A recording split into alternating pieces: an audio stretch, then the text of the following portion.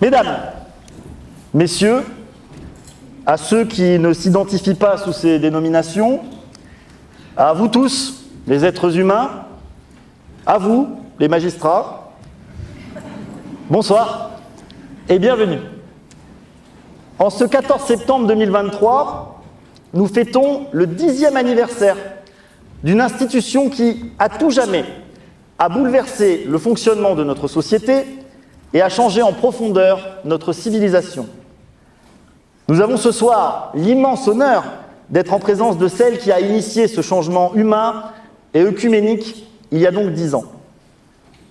Mesdames, Messieurs, vous l'avez compris, cette institution, c'est Plaidoirir.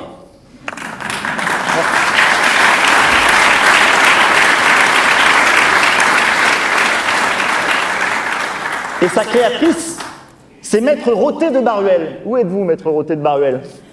Qui était alors présidente de l'association des secrétaires de la conférence et qui aujourd'hui genre au féminin. Je vous demande donc de bien vouloir applaudir et rendre hommage à la créatrice de Plaidoirir, Madame Nicole Rothé de Baruel, s'il vous plaît.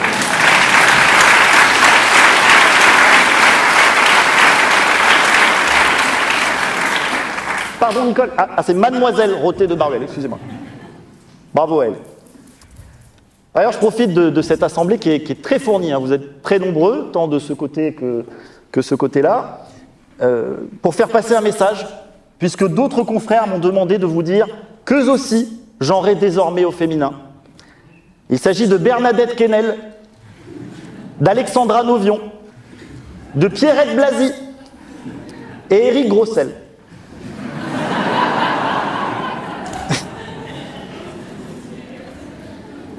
Alors, pour les 10 ans de Plaidoirir, notre invité est tout bonnement exceptionnel. J'ai nommé Madame Christiane Taubira, s'il vous plaît.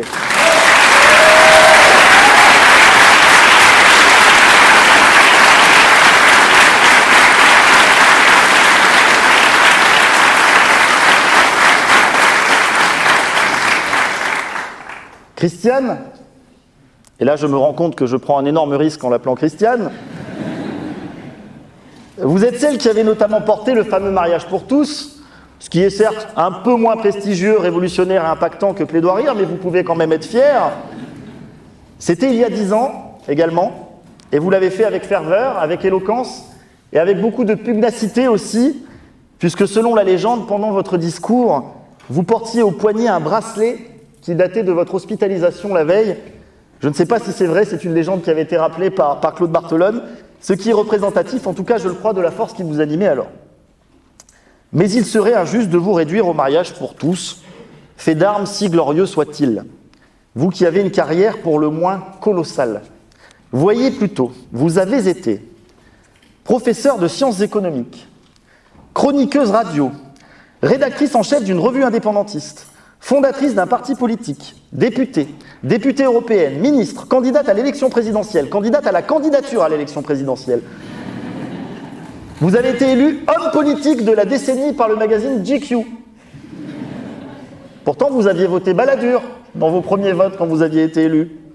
Vous êtes mère de 4 enfants, vous êtes diplômée du 3e cycle en agroalimentaire, vous êtes scénariste, écrivaine, romancière, vous avez écrit les paroles d'un rap pour Gaël Faye, vous avez été l'égérie du Festival d'Avignon, vous êtes coursière pour Uber Eats et Deliveroo. Vous avez été la doublure de Jeanne Moreau dans Ascenseur pour l'échafaud, de Henri Fonda dans 12 hommes en colère et de Bruce Willis dans Piège de cristal. On vous a prêté une relation avec Daniel Craig, on vous a prêté une relation avec Bruce Willis, on vous a prêté une relation avec Daniel Craig, Bruce Willis et Jeanne Moreau en même temps. Ça fait beaucoup quand même, Christiane.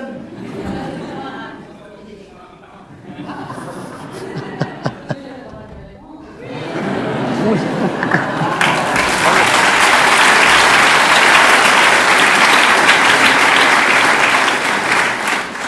Évidemment, vous avez le droit de me répondre, à tout moment. Je voulais vous le rappeler à la fin de ma prestation, c'était plus confortable pour moi. Je crois que ça s'appelle la politique, mais c'est trop tard. En tout cas, vous ne vous arrêtez jamais, Madame Taubira. Et c'est d'ailleurs tout le paradoxe des gens de gauche qui passent leur vie à défendre les 35 heures tout en travaillant 70 par semaine. Il faut savoir qu'elle ne s'arrête vraiment jamais. Quand elle était garde des Sceaux, tous les dimanches soirs, elle venait ici, à la cour d'appel de Bordeaux, passer un petit coup de balai pour que tout le monde se sente bien le lundi matin. Et vous, les professionnels de justice, vous l'avez oublié, bande d'ingrats. Mais ça ne viendra pas de moi, en tout cas, madame la ministre, sachez-le. Alors, dans votre œuvre, il y a un livre sur lequel j'aimerais revenir. Et c'est sans doute le plus célèbre, je crois, Le suicide français. Ah non, pardonnez-moi, je voulais dire L'esclavage raconté à ma fille, excusez-moi. L'esclavage raconté à ma fille, c'est vraiment un superbe ouvrage que je recommande, qui est poignant, qui est très bien fait pour les jeunes qui veulent s'instruire sur la réalité de l'esclavage. C'est vraiment un très bel ouvrage. Après, je me demande si dans ce genre de littérature pour enfants, j'avais pas préféré votre première œuvre, Tchoupi par faire le djihad. Voilà, j'avais trouvé ça plus poétique.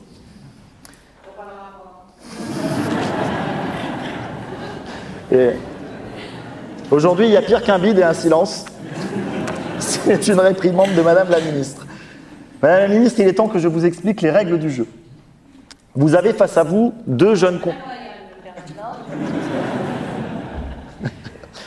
Le jeu n'a pas commencé, je ne fais que de modestes présentations, Madame la Ministre. Vous avez face à vous deux jeunes confrères qui vont débattre sur un sujet en rapport avec vous. Vous l'avez compris, le sujet étant J'irai ou Taubira.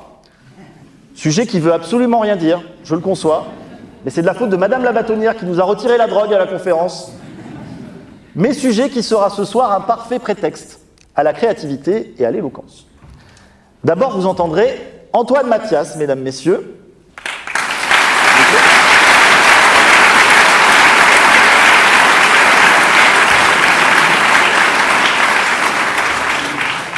Antoine Mathias soutiendra l'affirmative. Il ira ou taubira, ce qui employé dans une phrase ne veut toujours rien dire. Antoine Mathias ira donc dans votre sens. Mais méfiance. Antoine est un garçon singulier qui a vécu une enfance rigide, difficile. Ce n'était pas l'esclavage expliqué à ma fille qu'on lui a lu dans sa jeunesse. C'était la biographie de Mussolini. Et c'est problématique, parce qu'Antoine ne parle pas un mot d'italien, figurez-vous. Méfiez-vous également de notre consoeur Léa Gassemzadeh Djildani.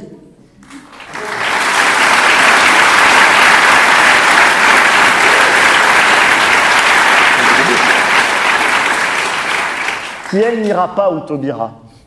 Et pour cause, derrière ce sourire de princesse Disney, se cache une haine incommensurable. Ce n'est pas Jasmine que nous allons écouter ce soir, c'est un être malveillant, odieux, mesdames, messieurs, qui pourrait être le fruit de l'amour entre Christine Boutin et l'oncle raciste d'Éric Zemmour. Vous voyez ? Alors ne soyez pas étonnés, Madame la Ministre, si Léa vous affuble de noms d'oiseaux.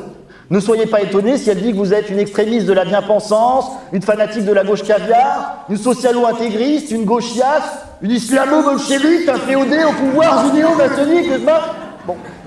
Léa a la voix un peu rauque. Ne soyez pas étonnés. Mais avant cette joute, qui n'a ni queue ni tête, je l'entends, il est d'usage qu'on vous brosse le portrait, Christiane. Et comme c'est une édition exceptionnelle, ce ne sera pas un, mais deux confrères qui s'en chargeront cette année. Félix Molteni et Grégoire Mouly.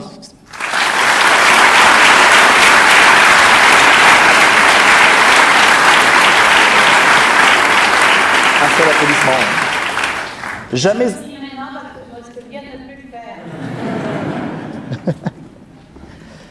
Jamais avare de temps passé dans la lumière, ce sont deux confrères qui vous admirent sincèrement, Madame la Ministre. Ils sont même allés jusqu'à créer un boys band en votre honneur, les Taubira.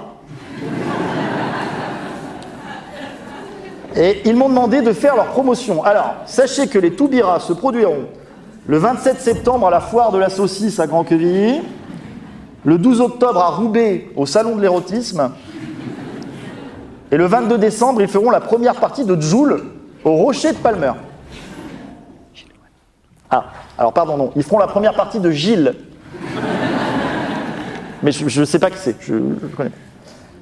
Ils sont avant tout avocats. Le premier, Félix, vous parlera de votre engagement politique. Et le second, Grégoire, de vos passions pour les belles lettres. Christiane, je vous rappelle enfin la dernière règle que vous avez découverte seule. Vous pouvez interrompre chacun des intervenants et prendre la parole quand bon vous semble. Et je vous y encourage. Vous aurez, à la fin de chacune des prestations, le dernier mot. Madame la bâtonnière, je me tourne vers vous. Vous avez, quant à vous, l'obligation absolue de vous taire pendant l'intégralité de la soirée.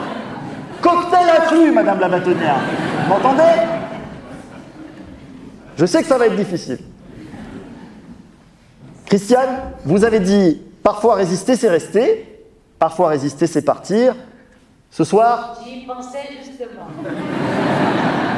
Alors faites votre choix très rapidement, mais je crois que ce soir, il va falloir rester pour résister. Et je vous souhaite bon courage.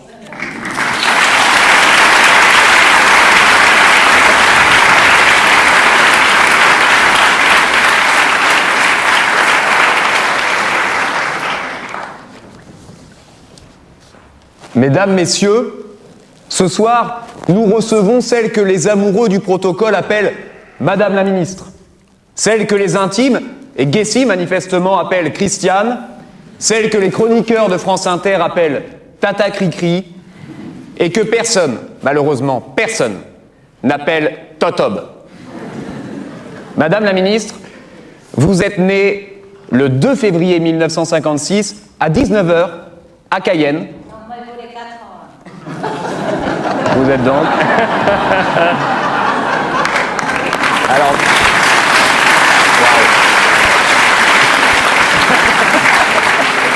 Oh putain, c'est chaud. Vous êtes donc, ma chère Christiane, je vais me rattraper, vous allez voir parce que j'ai bossé. Vous êtes Verseau, ascendant Vierge, votre chiffre est le 3, votre planète dominante est Uranus, tout comme Martin Luther King et Michel Fourniret. Vous avez pris à Martin Luther King, naturellement, le courage, qui sera le fil rouge de mon intervention, les convictions, le charisme, les capacités oratoires. Et à Michel Fourniret, finalement pas grand-chose, si ce n'est peut-être ce goût de l'espièglerie et du jardinage.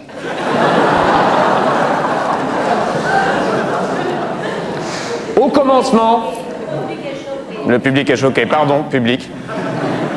Au commencement, ma chère Christiane, était le courage. Vous entrez en politique comme on écrit une odyssée. Jeune militante indépendantiste, vous êtes contrainte de vivre dans la clandestinité pour fuir la répression et faire triompher vos idées. Le courage. Puis vous êtes élue députée de la République.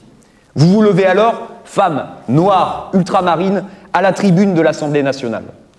Et au milieu de la cacophonie de souffles infects, vous érigez l'esclavage comme crime contre l'humanité.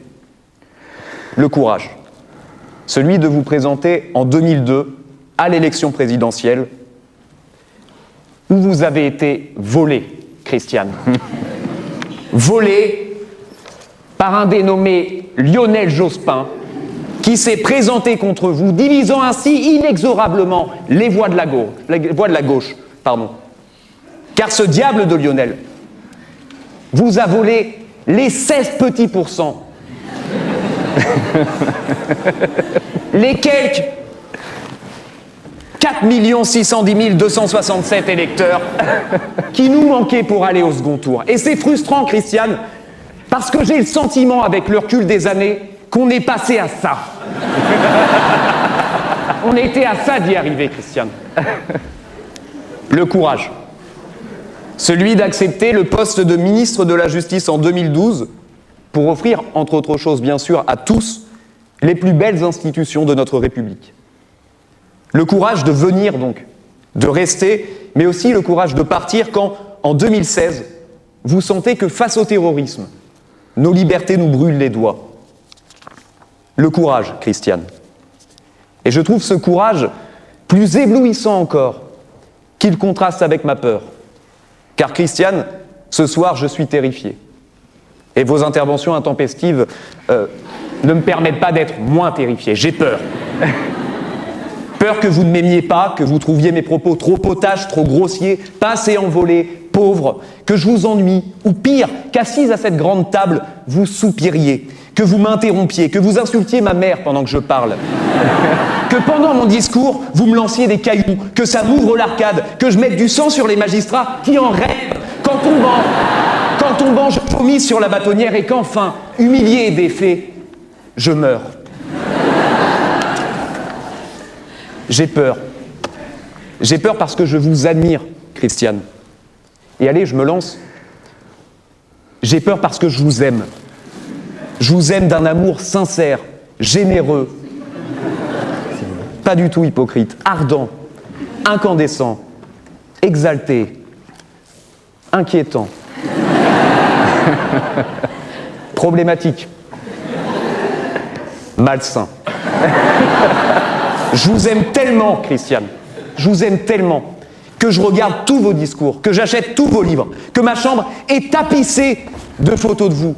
Et d'ailleurs, vous qui aimez l'art, ça devrait vous intéresser. J'ai fait l'acquisition d'un petit cutter, voyez, pour griffonner des petites croix au niveau de vos yeux. Pas parce que je suis fou, Christiane. Non, non, non, non, non, non, non. Mais parce que si vous regardez quelqu'un d'autre, moi je me flingue.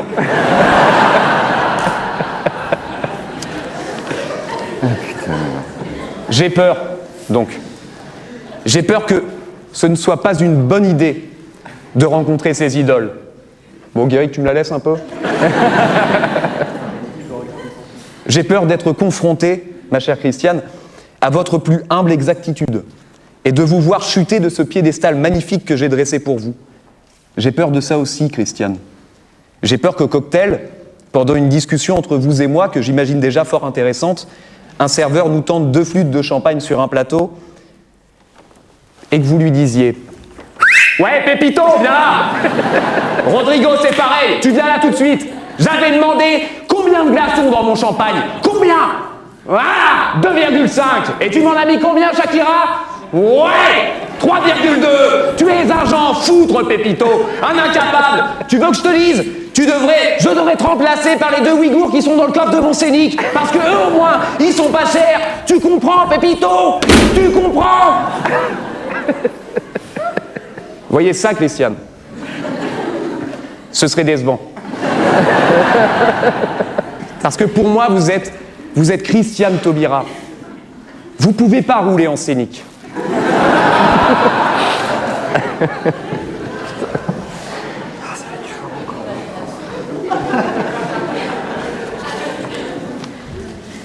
Et je ne peux pas achever votre portrait politique sans parler des derniers événements en date, le collectif Taubira et la primaire populaire.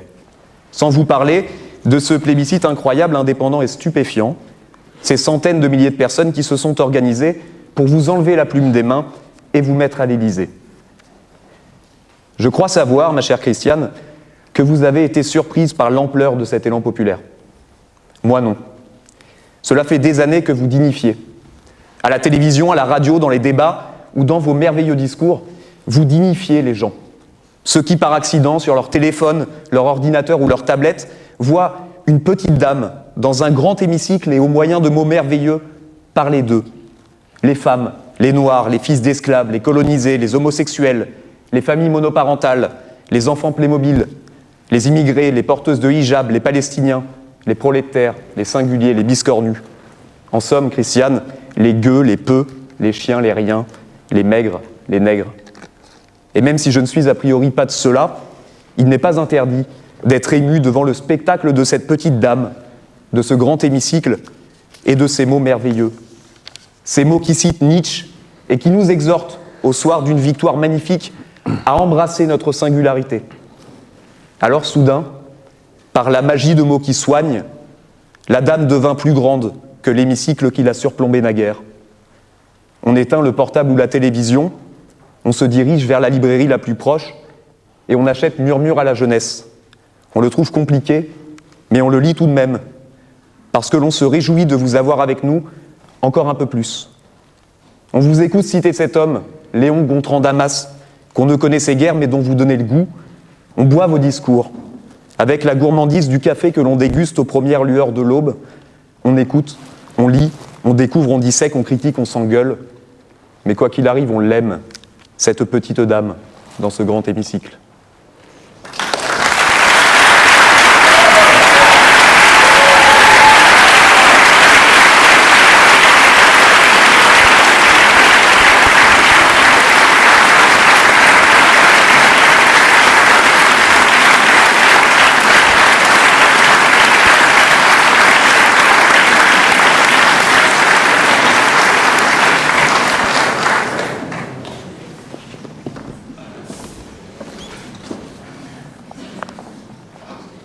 Bonsoir. Un mot avant que ne sonne le glas. Dame Taubira, loin de moi ce soir toute intention d'offense.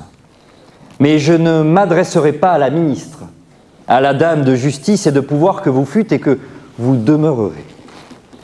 Je vous le dis de but en blanc, au risque de vous rendre verte de rage, mais pour la robe noire que je porte, vous restez dans une zone grise, de sorte que je ne peux vous dérouler ce tapis rouge.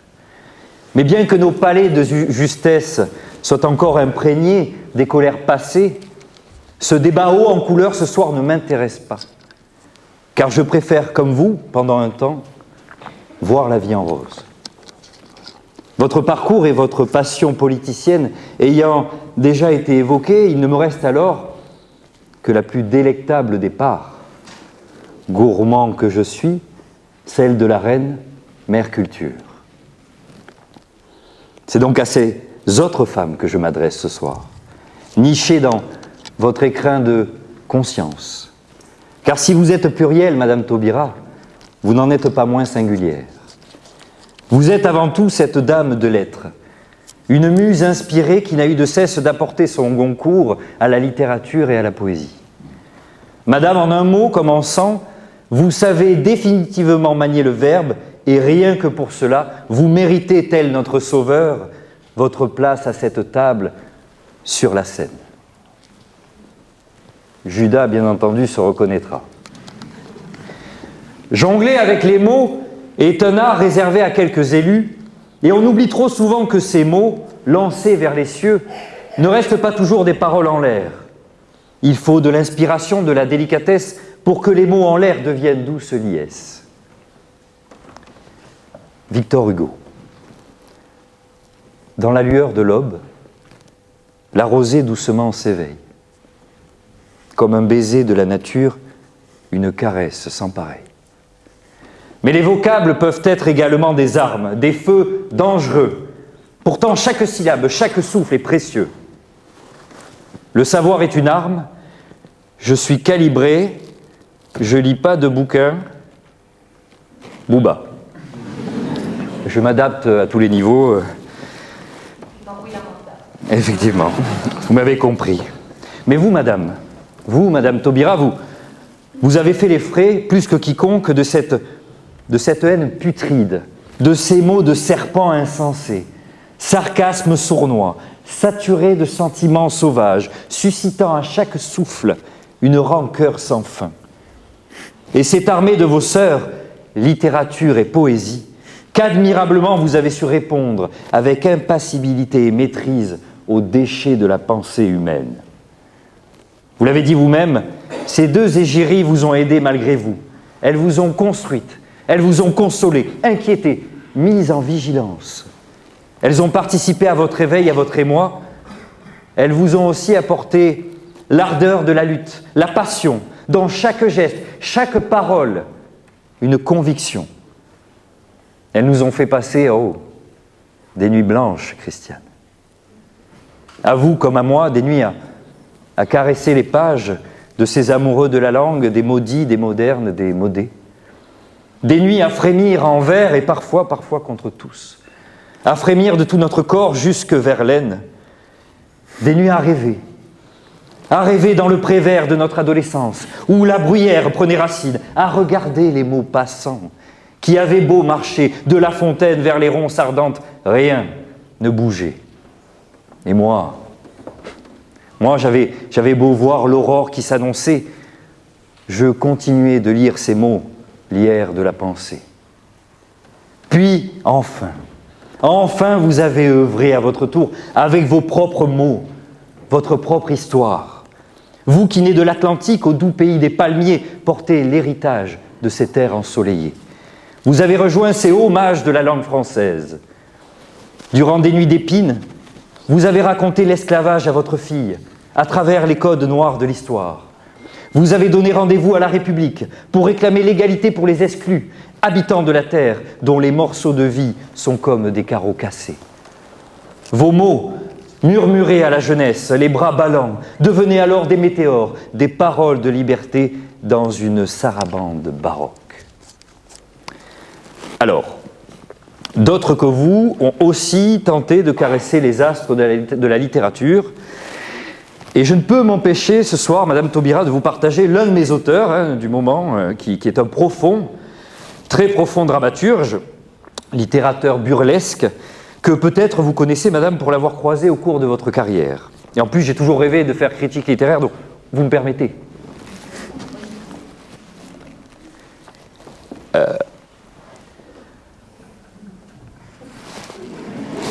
Après mes règles, pendant 2 ou 3 jours, je suis excité comme jamais, je mouille. Vous ressentez là, comme moi, la puissance de l'instant, cette femme tiraillée par ces lignes de fuite qui rejaillissent. Voilà, il y a une sincérité désarmante, il y a une intensité érotique palpable. Je poursuis. Il lui arrivait de soulever son t-shirt gris pâle pour exhiber ses seins. Ouvrez les guillemets. Tu as vu comme ils sont gros aujourd'hui. Tu as vu Oscar, elle va jusqu'à questionner les propres inhibitions du personnage, métaphore visuelle euphorique, on contemple la beauté de la sensualité féminine sous un angle franc et délibéré. Bon bref, du génie, je poursuis. Elle le retirait totalement, dévoyant dans le creux de ses aisselles des petits points rouges comme des piqûres de moustiques. Bien entendu, vulnérabilité, authenticité de l'exposition de soi, on transcende les limites du désir et de la passion dans un océan de sensations et d'émotions charnelles. Quel courage! On en arrive au point culminant. Elle me tournait le dos, elle se jetait sur le lit, elle me montrait le renflement brun de son habit. Tu viens, Oscar, je suis dilaté comme jamais. Alors non, Madame la bâtonnière, ce n'est pas Marlène Schiappa, c'est Bruno Le Maire, qui parle de nos crépuscules comme personne, futur académicien qui a reçu, je le rappelle, le prix du meilleur livre au Festival de la Paella de Mont-de-Marsan. Et ce n'est pas rien. Mais vous m'avez trompé, Christiane. Vous m'avez trompé. Car j'ai cru que, comme mon Bruno, vous aussi, vous vous aventuriez dans l'érotisme littéraire. Alors j'ai acheté votre dernier roman, Frivolité, un titre prometteur. Sauf que l'on n'est pas du tout dans la collection Harlequin. Pour le public, édition Robert Laffont, 21 €. Vous avez fait le déplacement, c'est normal qu'on vous fasse un peu de promotion. Je n'en demande pas de temps. Alors je vous... Je sais quelle seule phrase vous direz.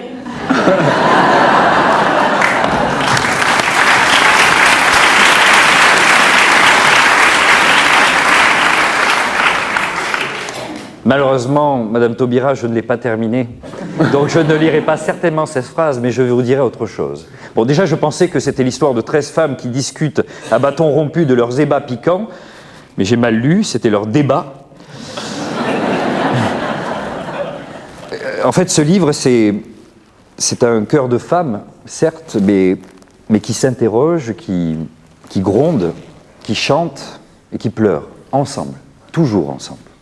Ce livre, c'est un jardin de sororité où les fleurs de l'amitié éclosent chacune, unique et précieuse, créant un parterre de beauté et de solidarité. Bref, Christiane, il n'y a pas de cul dedans. Mais peu importe. Peu importe. J'ose espérer avoir un tant soit peu touché votre esprit ce soir. Après, cette soirée s'annonce pour vous comme une promesse, donc nous verrons. Je vois clair, Madame Taubira, dans votre jeu, dame de cœur que vous êtes, vous-même qui avez réussi à parler d'amour jusque dans l'hémicycle. Cet amour que connaît tout un chacun et auquel chacun a le droit. L'amour entre un homme et une femme. L'amour entre une femme et une femme et bien entendu, l'amour entre un homme et 2 femmes. Un avocat, par exemple, et une ancienne ministre, et pourquoi pas une bâtonnière.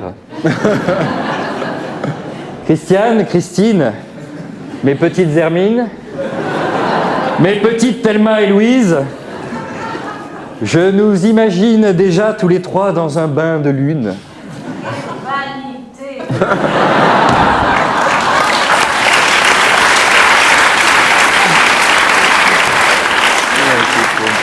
Au besoin, j'éteindrai la lumière. On écoutera sans faille ton dernier poème, Christiane, Seul et vaincu, parce que c'est tellement mieux quand il y en a plein. Nous allons savourer le fruit de la passion, mes trésors.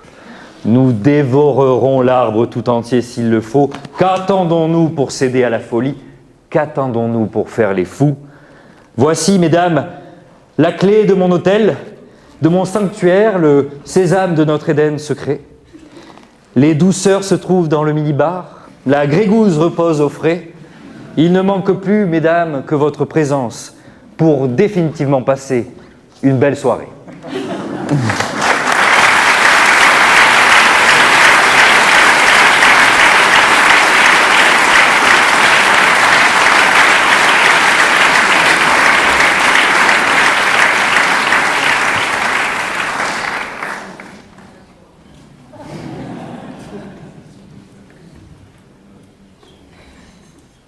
Guéric, s'il te plaît.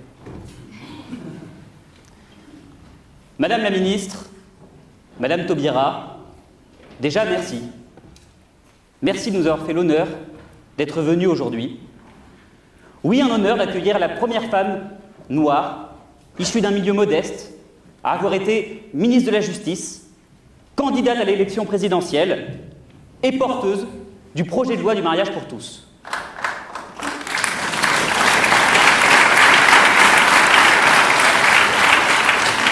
Un exemple pour toutes les personnes issues de minorités. C'est pourquoi, à la conférence du barreau de Bordeaux, nous avons choisi pour faire votre présentation 3 hommes, blancs, hétérosexuels, cisgenres, dont Guessy, notre président, qui tout à l'heure me vantait encore les bienfaits de la colonisation. Pour vous montrer, Madame Taubira, que le combat n'est pas terminé et qu'à la conférence, le progressisme, ça n'est pas vraiment la priorité. En d'autres termes, vous êtes aujourd'hui en terrain hostile. Je sais, on vous a dit l'inverse pour vous faire venir, on vous a menti. Et dans ce panier de crâne, Madame Taubira, vous n'avez que moi comme soutien. Moi, la seule personne qui ira où Taubira. Je vous sens quand même moyennement enthousiasmé par cette idée. Peut-être parce que moi aussi je suis un homme blanc hétéro, peut-être parce que, comme l'a dit Guessy, ce sujet ne veut rien dire, ou peut-être parce que du peu que vous m'ayez entendu, vous me trouviez déjà désagréable. Eh bien, je suis désolé, mais il faudra s'en contenter. Et puis, si vous avez pu passer 3 ans, 11 mois et 8 jours aux côtés de Manuel Valls, vous pourrez bien faire 15 minutes à mes côtés.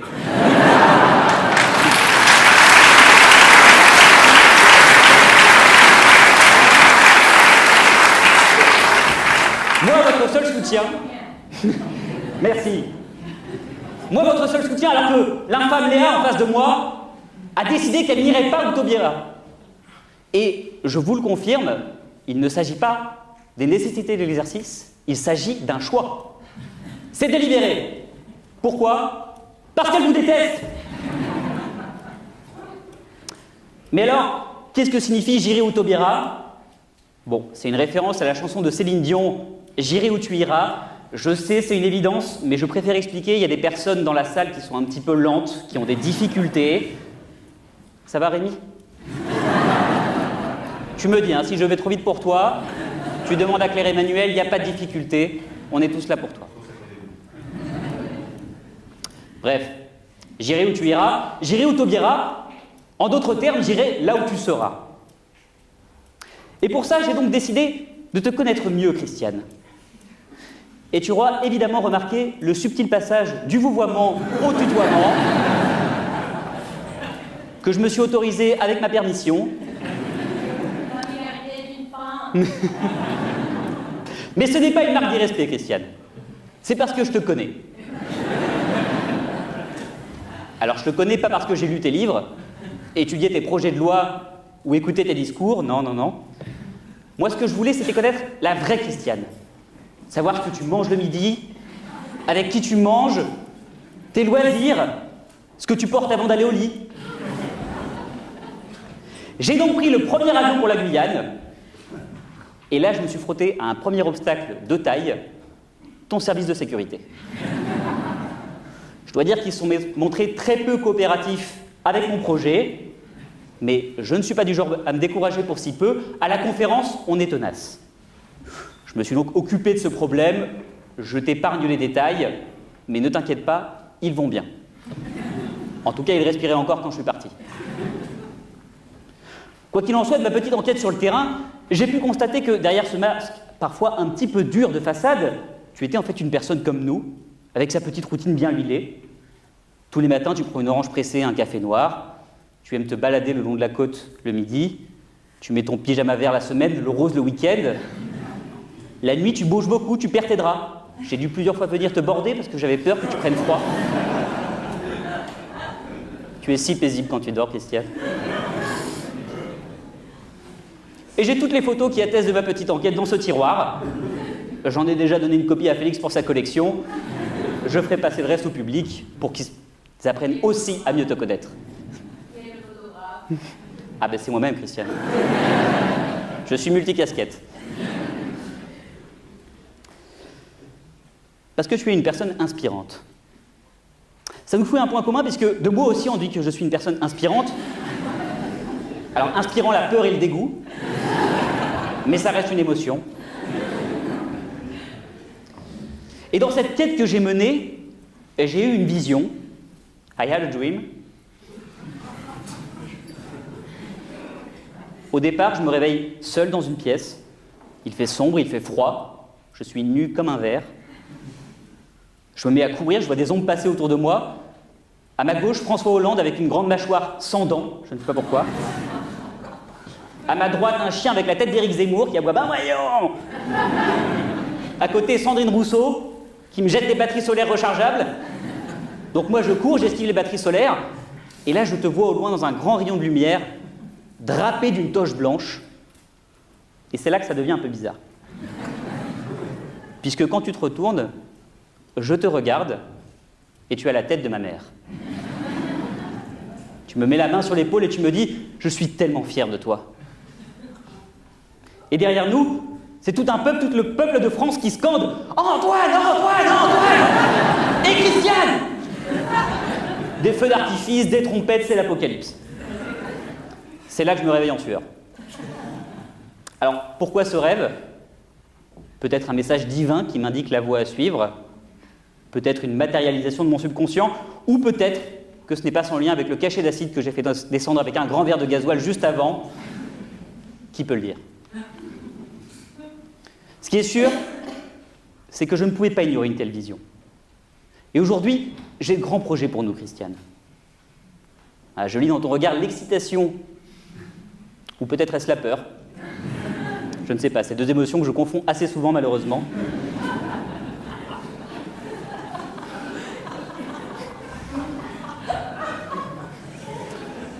Mais une chose est sûre, j'irai où Taubira, j'irai là où tu seras, et Taubira, ta place est à l'Élysée. Oui, je sais, tu as déjà essayé, mais bon, il faut le dire, ta dernière campagne, c'était un peu comme une nuit d'amour avec moi, courte, mais sans intensité. C'est pourquoi j'ai de grands projets pour la suite. Je pense qu'il est temps de prendre un virage politique. Parce que tu vois, Christiane, cette volonté de défendre des valeurs, de rester fidèle à ses convictions, d'avoir une conscience morale et politique, c'est ton principal défaut. Tu t'es trop soucié de ce que les gens pensaient de toi, tu as trop cherché à t'abaisser au niveau des autres et à vouloir faire passer un message. Vous savez, je te demanderai de ne pas m'interrompre parce que je vais faire une citation et ça va être un moment un peu émouvant. C'est Aimé Césaire qui disait « Plus haut il faudra bien nous élever, plus haut, le temps d'un instant se lever, on a besoin de vous pour nous guider. Moi, j'écrirai des poèmes pour leur montrer qu'on peut pardonner. » C'est beau, hein, Christine? Fais réfléchir. Eh ben, c'est pas du tout Aimé Césaire qui a écrit ça! C'est un extrait de la chanson Plus haut du chanteur franco-italien Claudio Capeo. Et personne n'a rien dit. Tu vois, Christian, on peut leur dire n'importe quoi, ils gobent tout. Je crois que c'est là où tu as oublié l'essence même de la politique. Alors, ce virage politique que nous allons prendre, lequel, tu me demandes? Bon, l'extrême droite, j'y ai pensé. La place est déjà prise et j'ai peur qu'on manque de crédibilité. L'extrême gauche, pour être en concurrence avec un hologramme de Mélenchon, non merci. Donc, vu qu'il n'y a plus de gauche et de droite, qu'est-ce qui nous reste? L'écologie? Ce sera quoi nos électeurs? Le genre de personne qui va acheter une bouteille de cristalline pour la relâcher dans l'océan en disant « Allez, va, Petito, tu es libre maintenant !»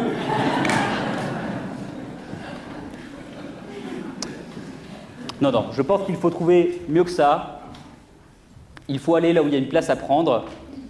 Il faut trouver un parti qui soit dans le compromis, mais dans l'engagement. Donc j'ai l'honneur aujourd'hui de te présenter évidemment ta prochaine campagne. Christiane, l'extrême centre.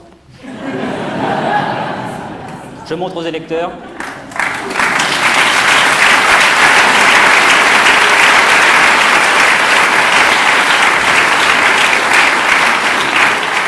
Tu constateras le code couleur gris, hein, pour aller avec le caractère morose des Français, en totale coupure avec ta précédente campagne.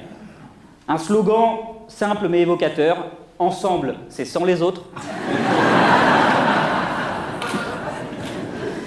Voilà, on rappelle le caractère inclusif du parti, mais on me pose quand même des limites. Voilà, j'espère que ça te plaît puisque j'en ai fait imprimer 200 000. Et évidemment, dans le cadre de cette campagne, il va falloir avoir un programme, des lignes. Oh. C'est très utile puisque j'ai préparé d'autres affiches et que ça m'a coûté très cher. Donc j'apprécierais de te les montrer.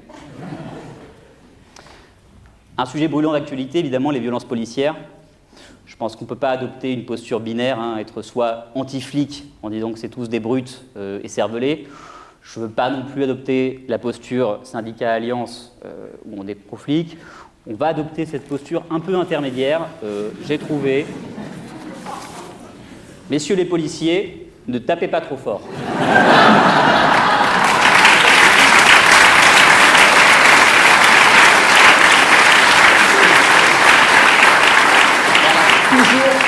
Toujours dans cet esprit de tempérance, on ne vexe personne.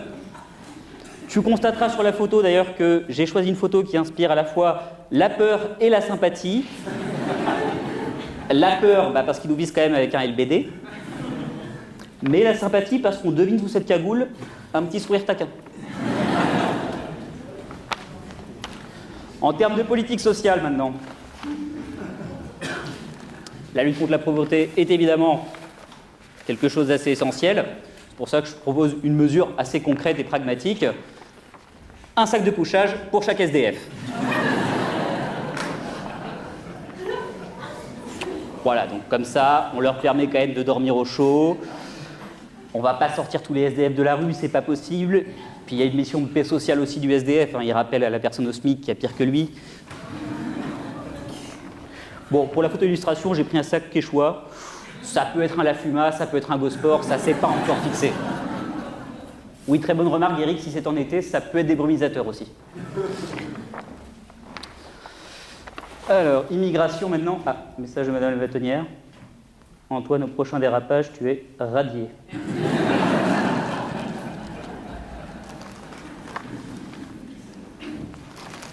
Bon, on va s'arrêter là, Christiane.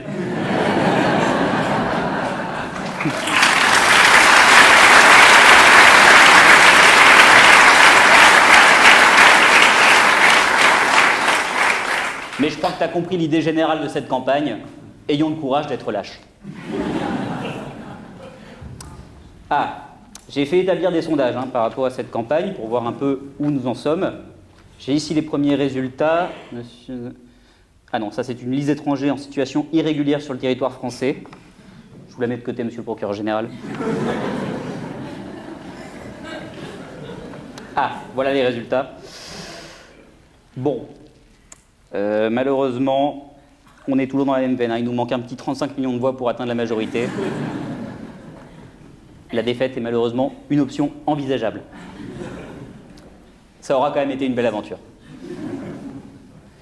Et puis, finalement, je veux bien admettre que je me suis trompé. Parfois, nous devons d'être binaires, nous devons de prendre parti, nous devons de nous engager, car une vie ne vaut finalement d'être vécue que par les batailles que nous menons et que nous gagnons. Alors aujourd'hui, ce soir, je décide en mon âme et conscience que oui, j'irai au Taubira et que je m'engage à tes côtés dans la lutte contre le passéisme et l'obscurantisme. Car après tout, c'est quoi une vie d'homme? C'est le combat de l'ombre et de la lumière. Et ça, c'est vraiment d'Aimé Césaire.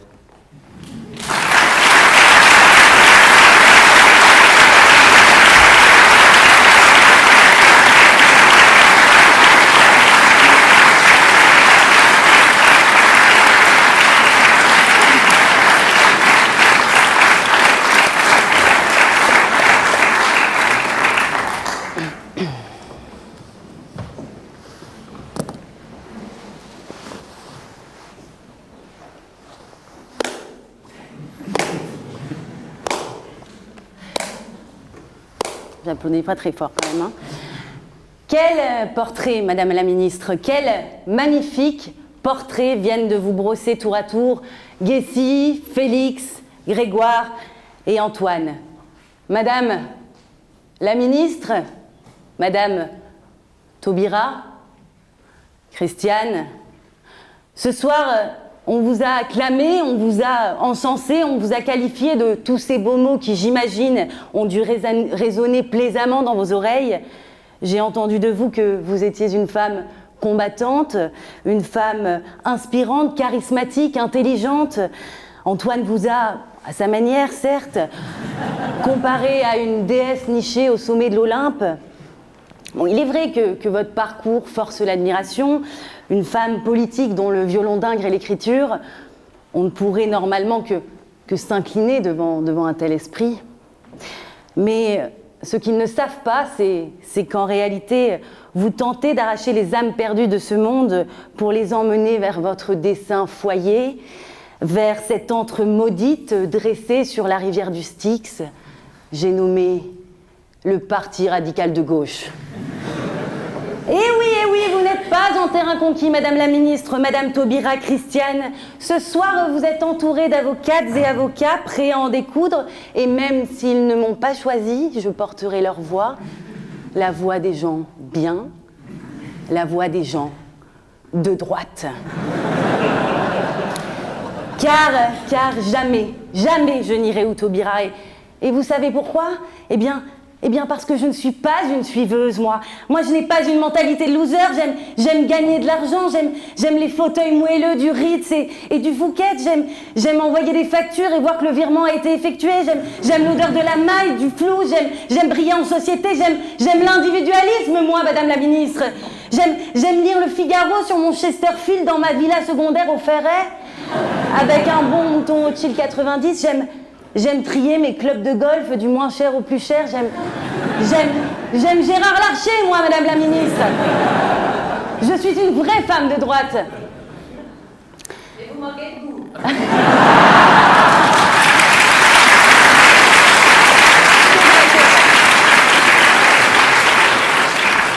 Et justement, je voudrais revenir sur un événement marquant de votre campagne.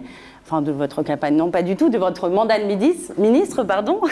Le 29 janvier 2013, vous avez discouru à l'Assemblée nationale pour présenter votre projet de loi ouvrant le mariage et l'adoption aux couples homosexuels. Et au printemps suivant, cette même loi a été adoptée. Alors, je vais être très honnête avec vous, Madame la Ministre, si j'arrive à l'accrocher. Non, ça va. Je n'étais pas d'accord du tout.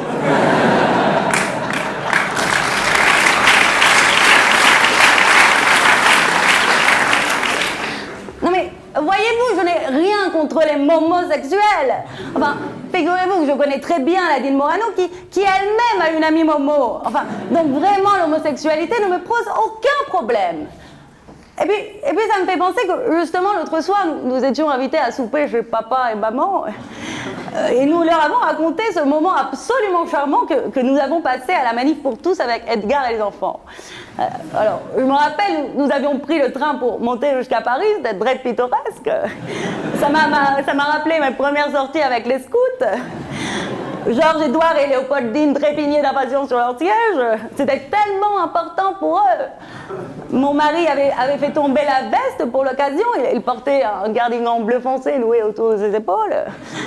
Et nous avons comme ça traversé la France, cette belle Gaule. Bon, je n'en avais pas vu depuis pas longtemps. Et lorsque nous sommes arrivés, voyez-vous, j'ai tout de suite été rassurée. Je n'avais pas mis les pieds dans une manifestation depuis ma jeunesse. C'était à l'époque où je votais encore à gauche de la gauche, à l'époque où je votais François Bayrou. Alors, j'ai été rassurée car il n'y avait pas ces gens de gauche qui vont cramer les merguez en écoutant Bernard Lavilliers. Vous savez, ces gens de gauche avec cette coiffure originale faite de cheveux tout sales et emmêlés qui sentent les égouts. Comment vous appelez ça, Madame la bâtonnière? Ah, des dreadlocks. Ah oui, très bien. Comment vous avez prévu d'en faire pour fêter la fin de votre mandat? Ah bah, pourquoi pas, ce serait très exotique. Et bien alors après, j'ai croisé Brigitte Bardot, elle m'a tout de suite paru hyper sympathique. Enfin, je crois que c'était elle, hein. En tout cas, il était blonde. Et alors, la manif a commencé tranquillement, dans le calme, voyez-vous.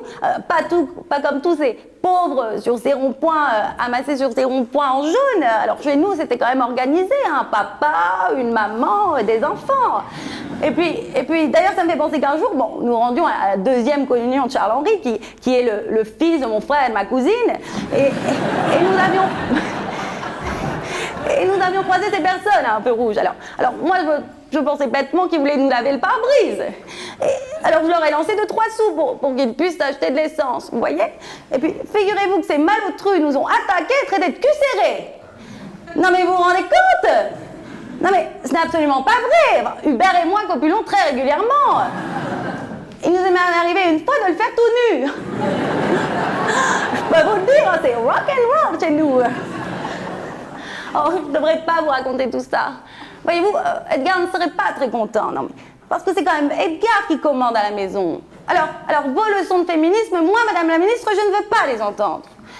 Et puis d'ailleurs, avec le mariage Momo entre deux femmes, il n'y a plus de chef de famille. Mais comment voulez-vous qu'elles s'en sortent, ces femmes-là? Elles sont forcément perdues sans hommes. Et puis quand 2 hommes adopteront un enfant, qui va lui donner le sein à ce pauvre ange?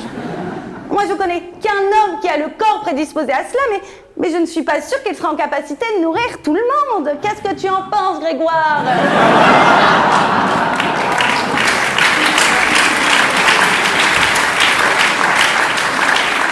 Enfin bref, pour en revenir à la manifestation, tout d'un coup, je l'ai trouvé un peu bizarre. Enfin, pas bizarre, mais changé.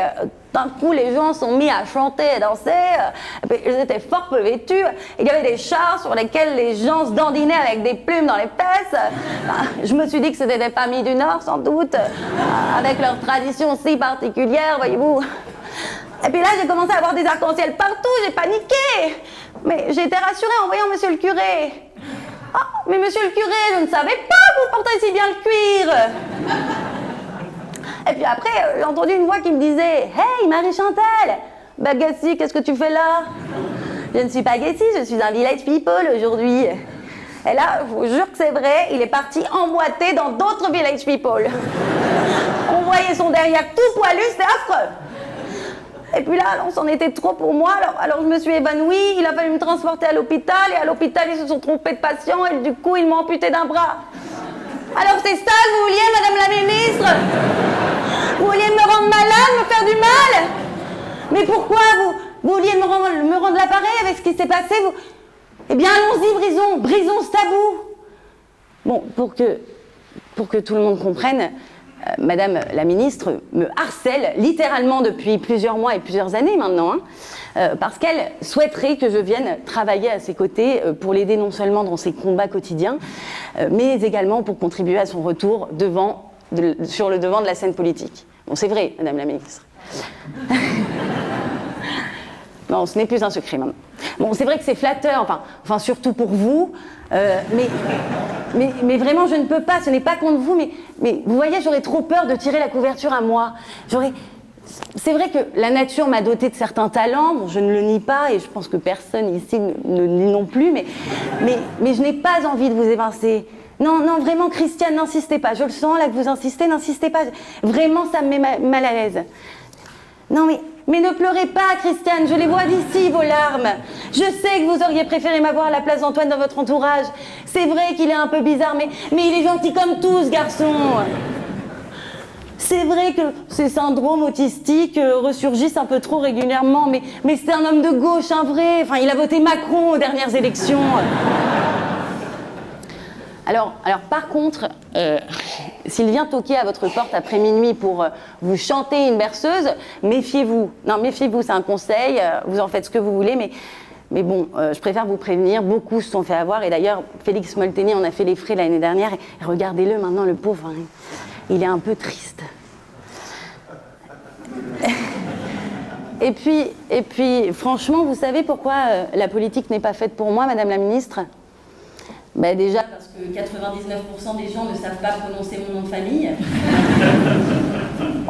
Je sais, il comprend toutes les consonnes de l'alphabet, donc forcément ça en effraie beaucoup, hein, mais bon, même moi j'ai du mal. Parfois ça m'embrouille, et puis souvent quand même ça me fait loucher. C'est vrai que personne n'y arrive, mais quand même.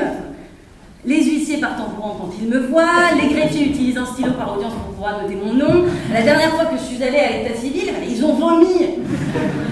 Non, vraiment, j'ai tendance à penser que je participe à moi seule à l'effondrement du service public.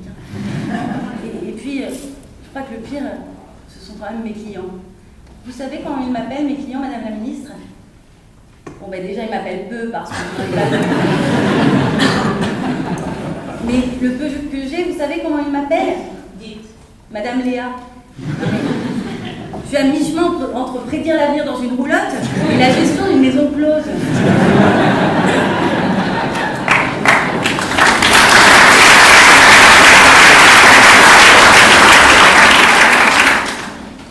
Et puis, je dois dire que je suis assez mal à l'aise avec les personnalités politiques en général. Alors, bien sûr, je ne parle pas de vous, Madame la Ministre. Vous êtes l'exception qui confirme la règle, mais ils sont quand même sacrément ravagés. Enfin, Édouard Philippe, il est tellement stressé qu'il en a perdu ses sourcils. Alors, on ne sait pas très bien s'il les a égarés ou si c'est François Fillon qui lui a volé pour les donner à sa femme, mais quand même. Nicolas Sarkozy, il a 4 bracelets à chaque cheville. Comment voulez-vous qu'il arrive à marcher ? Et Jean-Luc Mélenchon, bouhou, la République c'est moi. Mais mon pauvre Jean-Luc, vous seriez tout juste bon à jouer du didgeridoo avec des bolasses à la porte de l'UMA. Puis je ne parle même pas des Manuel Valls, de Dominique Strauss-Kahn, alors eux, perdus pour la France. Il y a Jean Lassalle aussi, bon lui c'est un peu différent, il s'est perdu dans la France, au salon des vignerons indépendants. Et puis, même à l'échelle de notre baron, on voit ce que ça donne la politique. Enfin, regardez notre vice-bâtonnier. Enfin, excuse-moi Pierre, mais tu as quand même mauvaise mine. Pas toi Christine, toi tu es rayonnante, comme toujours. Merci ma chérie. J'ai cru comprendre, Madame la Ministre, que vous aimiez particulièrement cette phrase. Je prétends et j'attends qui voudra me contredire qu'on ne peut vivre sans exaltation. Vous la reconnaissez ? Vous n'avez pas entendu. Je recommence. Je prétends et j'attends qui voudra me contredire qu'on ne peut vivre sans exaltation. Je confirme.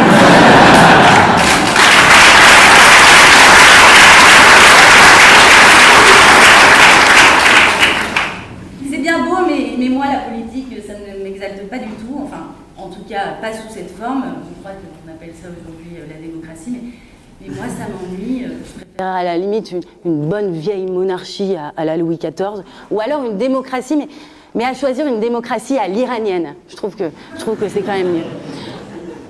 En tout cas, ce qui est sûr, c'est que je ne vous suivrai pas dans cette voie. Je n'irai pas où Taubira. Moi, je préfère rester chez moi, dans mon petit barreau de province, traiter mes dossiers de construction et mes merveilleuses et surtout, et je crois que ça c'est important, lucratives désignations à l'AJ.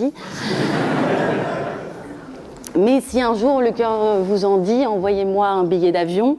Je viendrai volontiers faire un tour dans votre belle région, parce qu'il faut se battre, mais également profiter de la vie. Et ça aussi, c'est vous qui l'avez dit.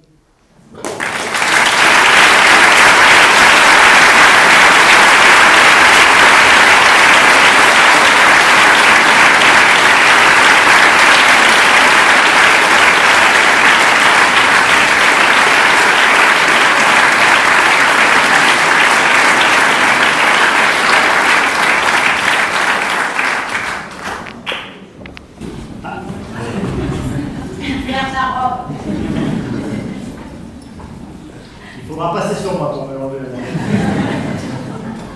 Nous l'aurons. Grégoire, on va te perdre. Madame la ministre, comme je vous l'ai expliqué très loyalement avant le jeu, nous avons désormais un temps, vous avez désormais un temps, pour prendre la parole si vous le désirez, pendant le temps que vous déciderez, sur les sujets que vous voudrez, et de manière totalement libre. Donc je vous cède la place.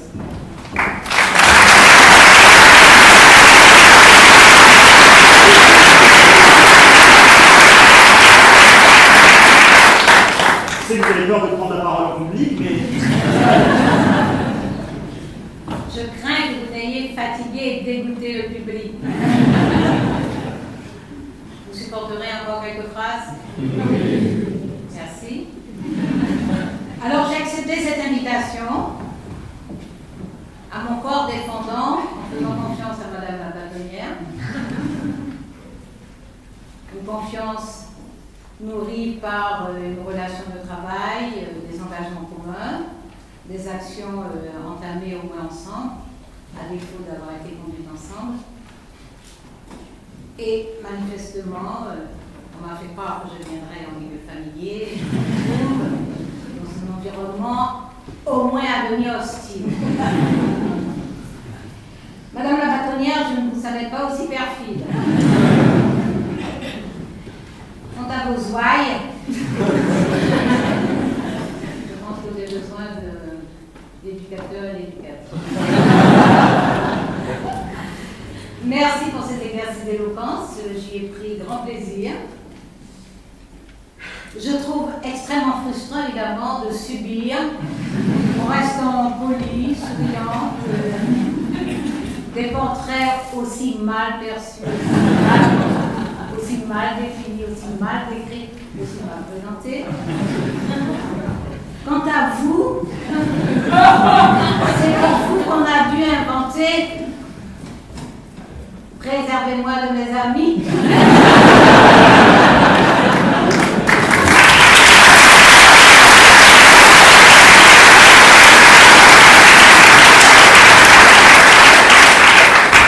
Je n'ai jamais entendu un portrait favorable et amical aussi faux. Dites-moi au moins que vous y avez passé de nuit blanche. Voilà. Oui, comme ça va aider mon sadisme. Je suis relativement gênée parce que je suis, semble-t-il, installée à la place du premier président. Je n'ai jamais vu un premier président placé dans la situation où je me trouve. Je donne donc une image d'indiscipline, de légèreté, de désinvolture, là encore à mon corps défendant. J'ai pris néanmoins un immense plaisir à écouter cette jeunesse indisciplinée, bravache. Alors, Gérard Larcher, franchement.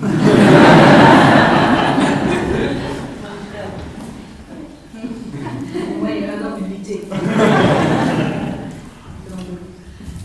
Je suis touchée par l'invitation, je suis touchée par les efforts que vous avez accomplis pour rédiger ces portraits, je suis touchée par la méchanceté qui ne me touche pas. Si dans les batailles politiques, la méchanceté avait cette griffe-là, il est batailles politiques seraient des récréations. Mais heureusement ou malheureusement, les adversaires politiques ne sont pas de brillantes oratrices et orateurs comme vous. Donc ça se passe différemment. En tout cas, ça m'a changé d'être critiquée de cette façon, parce que j'en ai entendu d'autres. Et celle-ci au pluriel me plaisent davantage, y compris. Alors, pour finir avec vous, parce que c'est la dernière qui a parlé qui a raison, je pensais à ces pauvres personnes qui certaines sont très très méchantes, hein, qui ont manifesté, vous avez rappelé, alors j'ai pensé à une chanson de Jean Perrin. On ne chante pas dans un tribunal. Ah si, c'est bien dommage. Ah si, madame. C'est bien dommage. Parce qu'on pourrait leur dire, il y a des personnes pour chanter avec moi. Jean Perrin, ce n'est pas une génération. On va chanter avec vous, madame. On va chanter avec vous. Si vous connaissez la chanson.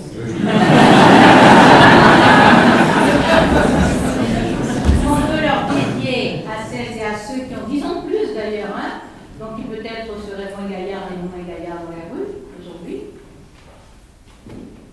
Vous avez ma fille, vous universitaire, et j'ai le devoir de vous avertir, puisqu'il faut parler de choses vulgaires, évoquons les feux qui vous font frémir, évoquons les feux qui vous font frémir, une femme honnête n'a pas de plaisir.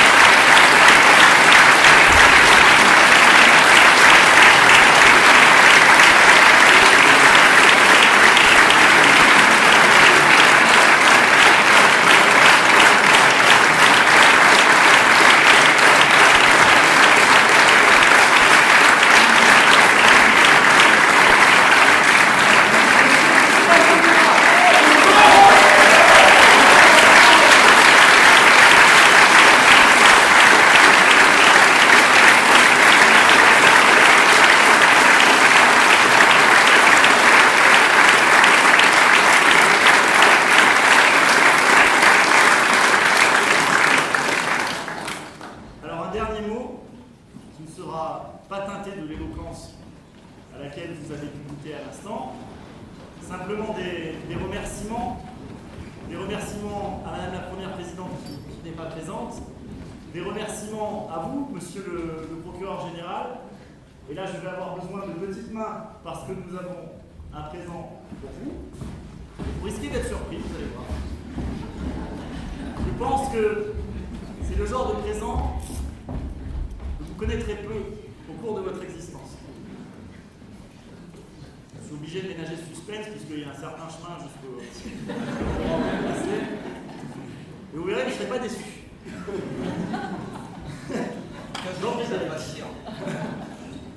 Alors, d'abord un présent pour Monsieur le Procureur Général, s'il vous plaît.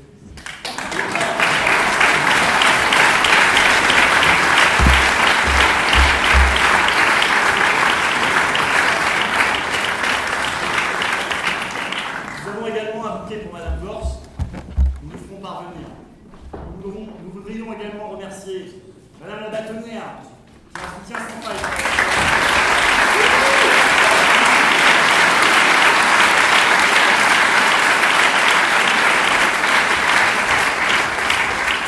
Et enfin, je voudrais remercier Christiane Taubira.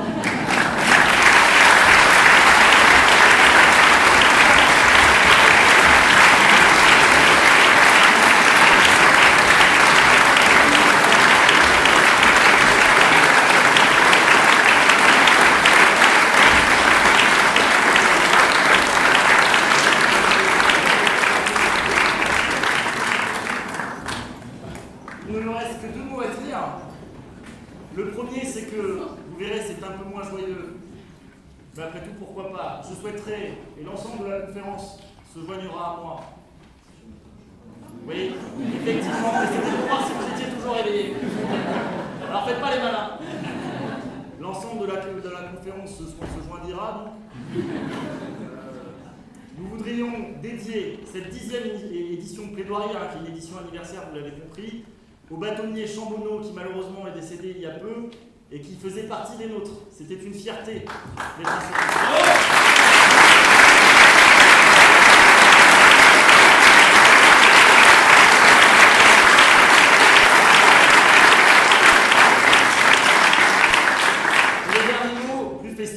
nous vous attendons tous à l'hôtel de ville pour un cocktail et puis débriefer de cette soirée. J'espère que vous allez m'y joindre.